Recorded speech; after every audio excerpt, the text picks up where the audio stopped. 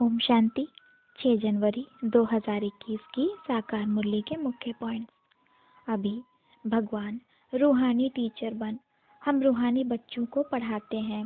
यह है रूहानी यूनिवर्सिटी और यहाँ बाबा हमें जिस क्लास में पढ़ाते हैं वह भी बहुत वंडरफुल क्लास है, क्योंकि इस क्लास में किसी भी उम्र, जाति, धर्म या वर्ग के लोग आकर ज्ञान ले सकते हैं, क्योंकि यह तो आत्मा की पढ़ाई है। भल शरीर की आयु, जाति, वर्ण अलग होंगे, पर आत्मा तो सब उस एक परमात्मा की संतान है और यहाँ आत्मा की पढ़ाई होती है। यहाँ शरीर से कोई लेना देना ही नहीं है। बाबा भी कहते हैं ना रोज की मुरली में कि रूहानी बाप बैठ रूहानी बच्चों को पढ़ाते हैं। तो इस रूहानी पढ़ाई को पढ़ने के लिए छोटे बच्चे, बूढ़े, अहिल्याएं, साधु, मेहतर सभी को आने की इजाजत है। बाबा ने कहा है किसी के लौकिक व्यवसाय से इस पढ़ाई का कोई कनेक्शन नहीं और इस पढ़ाई पर सबका हक है। अभी ड्रामा अनुसार इस पुरानी दुनिया का विनाश होना है। विनाश मनुष्य द्वारा बनाए गए बड़े बड़े पावरफुल बॉम्ब से ही होंगे और नेचुरल कैलामिटीज भी विनाश का कारण बनेंगी।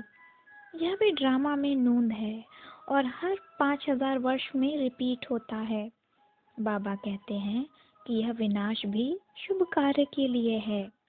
हम बच्चों को डरना नहीं है, बल्कि खुश होना है। जब तक यह पुरानी दुनिया का नाश नहीं होगा तब तक नई दुनिया कैसे आएगी। अभी बाबा आए ही हैं हमारे कल्याण के लिए। अभी संगम युग पर बाबा आकर हम ब्राह्मण द्वारा रुद्र ज्ञान यज्ञ रचते हैं। यह है बेहद का यज्ञ जिसमें पुरानी सृष्टि स्वाहा हो जाती है। यह बेहद का यज्ञ 5000 वर्ष में एक ही बार रचा जाता है। हम अभी पुरुषार्थ कर रहे हैं सुख का वर्षा पाने का। भक्ति मार्ग के गुरु शांति की कामना करते हैं। अज्ञानतावश कहते हैं कि सुख तो कागविष्टा समान है, इसलिए नहीं चाहिए। उन्हें ये नहीं पता कि पुरानी पति दुनिया में सुख है ही नहीं, यह तो दुख धाम है। तो सुख कहाँ से आएगा। सुख तभी प्राप्त होगी जब आत्मा सतो प्रधान बन जाएगी और आत्मा तो संपूर्ण पावन सतयुग में होगी। संपूर्ण सुख पूरे आधे कल्प का सुख तो है सतयुग और त्रेता में। वह है ही ईश्वरीय राज्य, पर यह बातें उनकी बुद्धि में बैठे तब ना। अभी मुख्य है ज्ञान और योग। योग यानी कि मन बुद्धि से एक बाप को याद करना, तभी आत्मा पावन बनेगी। एक याद ही वो योग अग्नि है जिससे सारे पाप भस्म होंगे। याद से ही स्वर्ग का वर्षा प्राप्त होगा।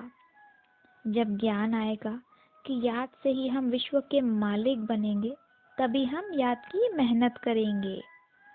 एक बात की याद ही वह नेचुरल क्योर है जिससे आत्मा प्योर बनती है। जैसे शरीर का क्योर होता है, वैसे ही यह याद की यात्रा आत्मा का नेचुरल क्योर है, जिससे उसमें पड़ी हुई खाद निकलती है और आत्मा 24 कैरेट प्योर गोल्ड बन चमकती है और यह चमक पूरे आधा कल्प तक रहती है। अभी बाबा हमको पढ़ाकर स्वर्ग की राजाई देते हैं। वह स्वयं राज नहीं करते, वह तो पूरे विश्व का ताज हमें पहनाकर स्वयं परम धाम चले जाते हैं। यह भी ड्रामा ऐसा बना हुआ है। हम बच्चे राजाई लेते हैं फिर गंवाते हैं। बाबा न राजाई लेते हैं न गंवाते हैं।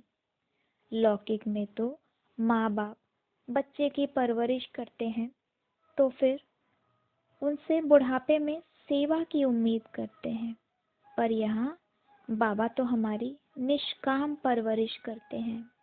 बाबा रिटर्न में हमसे कोई उम्मीद नहीं करते। यही फर्क है लौकिक और पारलौकिक बाप में।